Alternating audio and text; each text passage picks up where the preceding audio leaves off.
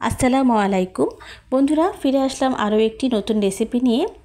আসন্ন পবিত্র ঈদুল আজহার শুভেচ্ছা জানিয়ে আজকের রেসিপি দেখার জন্য আপনাদের সবাইকে আমন্ত্রণ জানাচ্ছি। থাম্বনেল দেখে নিশ্চয়ই বুঝতে পেরেছেন আমি আজকে কোন রেসিপিটি তৈরি করতে যাচ্ছি। তো আজকে আমি আপনাদের সবার প্রিয় এবং অবশ্যই চট্টগ্রামের ঐতিহ্যবাহী গরুর মাংসের কালাভুনা তৈরি করে দেখাবো। আশা করছি পুরোটার সময় আপনারা আমার সাথেই থাকবেন।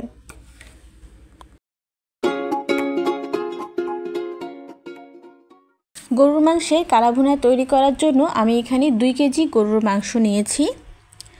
কালাভুনা তৈরি করার জন্য আমি এখানে ফ্রেশ মাংসটাই নিয়েছি, তবে মাঝে মধ্যে অনেকেই হাড় সহ মাংস দিয়েও কালাভুনাটা তৈরি করে, তবে হাড় ছাড়া ফ্রেশ মাংস দিয়ে কালাভুনাটা যেহেতু সবচেয়ে বেশি ভালো হয়, তাই আমি এখানে শুধুমাত্র ফ্রেশ মাংসটাই নিয়েছি। প্রথমেই আমি মাংসগুলোকে ভালোভাবে ধুয়ে পরিষ্কার করে নিয়েছি। এবারে আমরা এই মাংসটা দিয়ে কালাভুনা তৈরি করব। আর কালাভুনা তৈরি করার জন্য কিন্তু প্রথমেই আগে মশলাগুলো দিয়ে মাংসটাকে ভালোভাবে ম্যারিনেট করে নিতে হয়। তো এখন আমরা মাংসের মধ্যে এক এক করে মশলাগুলোকে দিয়ে দেব। মশলার মধ্যে প্রথমেই নিয়েছি আমি কিছু গরম মশলা, তার মধ্যে তেজপাতা নিয়েছি 2টি, কালো এলাচ নিয়েছি 1টি, এরপরে নিয়েছি স্টার এনিস। আমি এখানে একটি স্টার এনিস থেকে 2টা মাথা ভেঙে নিয়েছি, কারণ স্টার এনিসের ফ্লেভার কিন্তু অনেক স্ট্রং, পুরোটা দেওয়ার কোনো প্রয়োজন নেই, তাই সামান্য পরিমাণে দিলেই হয়। এরপরে নিয়েছি আমি দারুচিনি 3 টুকরা। এরপরে আমাদের লাগছে এলাচ ও লবঙ্গ।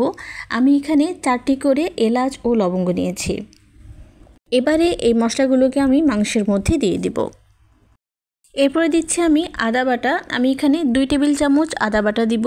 তো প্রথমে দিচ্ছি আমি 1 টেবিল চামচ, পরবর্তীতে আমি আরও 1 টেবিল চামচ আদা বাটা দিয়ে দিচ্ছি। রসুন বাটা দিব 1.5 টেবিল চামচ। তো প্রথমে আমি দিচ্ছি 1 টেবিল চামচ, পরবর্তীতে আমি আরও হাফ টেবিল চামচের মতো রসুন বাটা দিয়ে দিচ্ছি। হলুদ গুঁড়া দিচ্ছি 2 টেবিল চামচ। শুকনো মরিচের গুঁড়া দিচ্ছি 3 টেবিল চামচ। আমি কিন্তু এখানে আস্ত শুকনো মরিচটাও ব্যবহার করব, তাই গুঁড়ো মরিচের পরিমাণটা অবশ্যই আন্দাজ করে দিতে হবে। ধনিয়া গুঁড়াও দিচ্ছি 3 টেবিল চামচ। গরম মশলা গুঁড়া দিচ্ছি 1 টেবিল চামচ। জিরা গুঁড়া দিচ্ছি হাফ চা চামচ।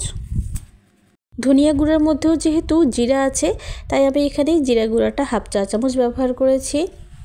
রাঁধুনি দিচ্ছি 1 টেবিল চামচ। রাঁধুনি ছাড়া কিন্তু কালাভুনা তৈরি করা যায় না, তাই অবশ্যই রাঁধুনিটা এখানে ব্যবহার করতে হবে। দারুচিনি গুঁড়া দিচ্ছি হাফ চা চামচ। জয়ত্রী গুঁড়া দিচ্ছি হাফ চা চামচ। লবঙ্গ গুঁড়া দিচ্ছি 1 চিমটি। আমি যেহেতু এখানে আস্ত লবঙ্গটাও ব্যবহার করেছি, তাই আমি এখানে 1 চিমটি লবঙ্গ গুঁড়া ব্যবহার করেছি। লবঙ্গর মতো এলাচটাও আমি এখানে আস্তই ব্যবহার করেছি। তারপরও আমি এলাচ গুঁড়া দিচ্ছি 1 চিমটি। কালাভুনা তৈরি করার আরেকটি গুরুত্বপূর্ণ মশলা হলো কাবাব চিনি। আমি এখানে 8-10টি কাবাব চিনি দিয়ে দিয়েছি। লবণ দিচ্ছি 1.5 টেবিল চামচ অথবা স্বাদ মতো। সবশেষে আমি দিয়ে দিচ্ছি পেঁয়াজ কুচি। আমি এখানে 2 কাপ পেঁয়াজ কুচি ব্যবহার করেছি। কালাভুনা তৈরি করার জন্য কিন্তু পেঁয়াজটা একটু বেশি পরিমাণে দিতে হয়। তো আমি এখানে বড় সাইজে 4-5টি পেঁয়াজ কুচি করে নিয়েছি। এবারে সবগুলো পেঁয়াজ আমি এর মধ্যে দিয়ে দিয়েছি। এখন হাত দিয়ে মশলা সহ মাংসটাকে ভালোভাবে মেখে নিব। এই রেসিপিটি তৈরি করার জন্য অনেক ধরনেরই মশলার প্রয়োজন হয়। তো প্রত্যেকটি মশলার নাম এবং পরিমাণ সহ স্ক্রিনে এবং ডেসক্রিপশন বক্সে লেখা থাকবে, আপনারা চাইলে সেখান থেকে নোট করে নিতে পারেন। আমি কিন্তু এখানে 2-1টি মশলা ছাড়া বাকি সব মশলাই শুকনো ব্যবহার করেছি, তাই মশলার সাথে মাংসটাকে একটু বেশি সময় ধরে মেখে নিতে হবে। মশলার সাথে মাংসটাকে ভালোভাবে মেখে নিয়েছি। এবারে এই মাংসটাকে ম্যারিনেটের জন্য রেখে দিব 10 মিনিট। ফিরে আসলাম 10 মিনিট পর। এই সময়ের মধ্যে মাংসটাকে ম্যারিনেট করে নিয়েছি। এবারে আমরা মাংসটাকে রান্না করে নেব। তার জন্য চুলায় একটি হাঁড়ি বসিয়ে তার মধ্যে সরিষার তেল দিচ্ছি 1 কাপ। তেলটাকে গরম করে নিয়ে এর মধ্যে ম্যারিনেট করে রাখা মাংসগুলো দিয়ে দিব। এরপরে মাংসটাকে নেড়ে ভালোভাবে মিশিয়ে নিতে হবে। চুলার আঁচ মিডিয়াম লোতে রেখে ঢাকনা দিয়ে ঢেকে 10 থেকে 15 মিনিটের জন্য মাংসটাকে কষিয়ে নিতে হবে। ফিরে আসলাম 15 মিনিট পর। তো তো দেখুন মাংস থেকে যথেষ্ট পরিমাণে পানি বের হয়েছে। তো আবারও ভালোভাবে মাংসটাকে নেড়ে নিব। মাংস থেকে যে পানিটা বের হয়েছে এটা দিয়ে আমরা মাংসটাকে কষানোর জন্য আবারও ঢাকনা দিয়ে ঢেকে মিডিয়াম লো আছে 10 থেকে 15 মিনিট মাংসটাকে কষিয়ে নেব। আবারও ফিরে আসলাম 15 মিনিট পর। তো দেখুন মাংস থেকে যে পানিটা বের হয়েছিল সেটি কিন্তু এখনও শুকিয়ে যায়নি। তো মাংসের পানিটাকে শুকানো পর্যন্ত আমরা মাংসটাকে আবারও কষিয়ে নেব। তো চুলার আঁচ একেবারেই লোতে রেখে মাংস থেকে যে পানিটা বের হয়েছে সেটা দিয়ে মাংসটাকে রান্না করে নেব। আর দেখে বোঝা যাচ্ছে দেখুন মাংসটা কিন্তু এখনও সেদ্ধ হয়নি, তাই মাংসটা সেদ্ধ হওয়া পর্যন্ত একটু সময় নিয়ে মাংসটাকে কষিয়ে নিতে হবে। আবারও ঢাকনা দিয়ে ঢেকে চুলার আঁচ একেবারে লোতে রেখে আরও 10 থেকে 15 মিনিট মাংসটাকে কষিয়ে নেব। আবারও ফিরে আসলাম 15 মিনিট পর। টোটাল 45 মিনিট পর দেখুন মাংসের পানিটা প্রায় শুকিয়ে আসছে। তো এবারে চেক করে দেখব মাংসটা সেদ্ধ হয়েছে কিনা। মাংসটা প্রায় 60% মতো সেদ্ধ হয়ে গেছে। এবারে মাংসটাকে আরও ভালোভাবে সেদ্ধ হওয়ার জন্য এর মধ্যে পরিমাণ মতো গরম পানি দিয়ে দিব। গরুর কালাভুনা কিন্তু একটু বেশি সময় ধরে চুলার আঁচ একেবারেই লোতে রেখে কিছুক্ষণ পরপর অল্প অল্প পরিমাণে গরম পানি দিয়ে রান্না করতে হয়। শুরুতেই যদি আমি গরম পানি দিয়ে মাংসটাকে রান্না করতাম তাহলে কিন্তু মাংসটা গলে যাওয়ার সম্ভাবনা থাকতো। তো সেই জন্য আমি প্রথমেই মাংসের মধ্যে গরম পানি না দিয়ে মাংসের যে পানিটা আছে সেটি দিয়ে মাংসটাকে হাফ কুক করে নিয়েছি। এবারে বাকিটা আমি অল্প অল্প পরিমাণে গরম পানি দিয়ে মাংসটাকে রান্না করে নেব।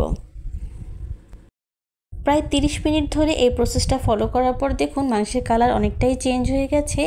আর মাংসের মধ্যে যে এক্সট্রা পানিটা ছিল সেটিও দেখুন অনেকটাই শুকিয়ে গেছে।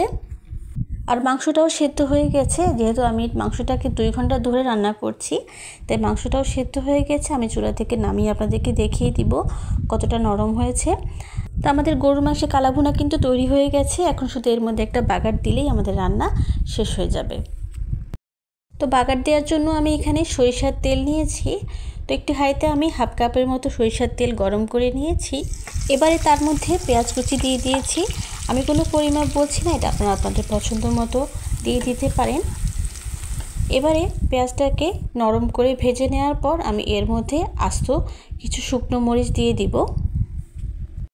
পেঁয়াজের সাথে শুকনো মরিচটাকে কিছুক্ষণ ভেজে নেওয়ার পর আমি এর মধ্যে দিয়ে দিচ্ছি গরম মশলা 1 টেবিল চামচ, রাঁধুনি 1 চা চামচ। এই মশলাগুলো দিয়ে আজকে আমরা কালাভুনার জন্য বাগার তৈরি করে নিব। বাগার তৈরি হয়ে গেছে। এবারে এটা মাংসের মধ্যে দিয়ে দিব। এবারে সব কিছুকে একবার ভালোভাবে নেড়ে মিশিয়ে নিলেই কিন্তু গরুর মাংসের কালাভুনা পরিবেশনের জন্য একেবারেই তৈরি হয়ে যাবে। তো দেখুন আমাদের গরুর মাংসের কালাভুনা কিন্তু তৈরি হয়ে গেছে। আমি তো খুবই এক্সাইটেড, আমি অবশ্যই ট্রাই করব। আশা করছি আপনারা বাসায় ট্রাই করবেন আর আমাকে কমেন্ট করে জানাবেন যে আমার রেসিপিটি আপনাদের কেমন লেগেছে। আর দেখুন মাংসটা কতটা নরম আর জুসি হয়েছে আপনারা দেখে নিশ্চয়ই বুঝতে পারছেন। তো আশা করছি আমার আজকের রেসিপিটি আপনাদের সবার কাছে অনেক ভালো লেগেছে। ভালো লাগলে প্লিজ আমার চ্যানেলটি সাবস্ক্রাইব করবেন আর পাশে থাকা বেল বাটনটি প্রেস করে দিবেন। এতে করে সব রেসিপির আপডেট আপনার কাছে পৌঁছে যাবে। আমি কিন্তু ইউটিউব এবং ফেসবুক 2 জায়গাতেই রেসিপি আপলোড করে থাকি। আপনারা চাইলে আমাকে ফেসবুক পেজও ফলো করতে পারেন। ফেসবুক পেজের লিঙ্ক ডেসক্রিপশন বক্সে দেওয়া আছে, চাইলে আপনারা আমার পেজটিতে একবার ঘুরে আসতে পারেন। প্রায় বছর 4 আগে বিফ কালাভুনার আরও একটি রেসিপি আমি আপনাদের সাথে শেয়ার করেছিলাম। সেই রেসিপির লিঙ্ক সহ আমার চ্যানেলে বিভিন্ন ধরনের মাংসের রেসিপি নিয়ে কিন্তু আলাদা একটি প্লেলিস্ট আছে। প্লেলিস্টের লিঙ্ক ডেসক্রিপশন বক্সে দেওয়া থাকবে, আপনারা চাইলে একবার সেখান থেকে ঘুরে আসতে পারেন। আবারও ফিরে আসবো নতুন কোনো রেসিপি নিয়ে। সেই পর্যন্ত আপনাদের সবার কাছ থেকে বিদায় নিয়ে নিচ্ছি। আল্লাহ হাফেজ।